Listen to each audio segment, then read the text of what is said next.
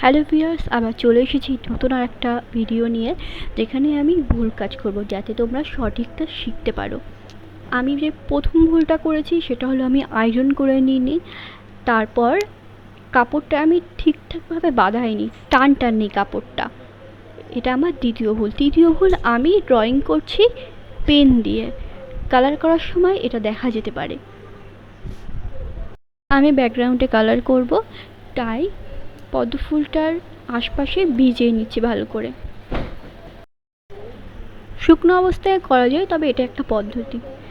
এই পদ্ধতি করার সময় ভুল হয় কি, পদ্ম ফুলের যে লাইনটা আছে সে ধারের কাছ থেকে আমি ভিজিয়ে দিচ্ছি। এর ফলে কি হচ্ছে, কাপড়টা অনেকটা ভিজে যাচ্ছে। আমি কালার দিলে কালারটা পদ্ম ফুলের ভেতরেও চলে যাবে।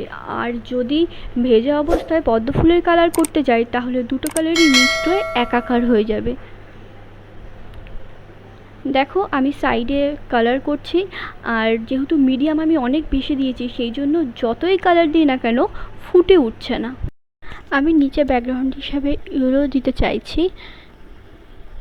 দেখো ইয়েলো কালারটা আমি যখন নিয়েছি, মিডিয়াম হিসাবে যে জলটা মিশিয়েছি কালারের সাথে অনেকটা বেশি মিশিয়েছি, সেই জন্য ভালোভাবে কালার ফুটে উঠছে না, সব নিচে চলে যাচ্ছে।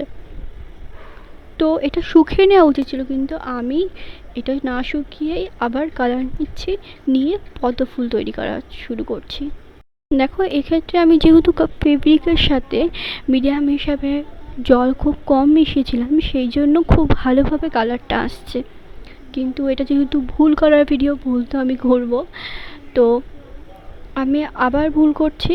সেটা হলো কি, বাকি কালারটা যেটা আমি নিচ্ছি সেখানে আমি মিডিয়াম বেশি করে ইউজ করছি। তো দেখো আমি কালার করছি, যা তা করছি, আমি কালার করছি না। একবার পিঙ্ক নিচ্ছি, একবার হোয়াইট নিচ্ছি। দেখো কাপড়টা বা রঙটা ভেজা থাকতেই আমি রেডটা নিচ্ছি, তবু আমি ব্লেন্ড করছি না, কিন্তু ব্লেন্ড না করলে সুন্দর দেখায় না। তো এটা আমার আর একটা ভুল।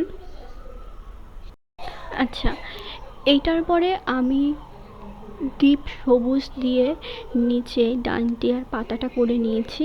দেখো ফুটছে না, কিন্তু আরও বড় ভুল করছি, আমি ব্ল্যাক দিয়ে হাইলাইট করার চেষ্টা করছি।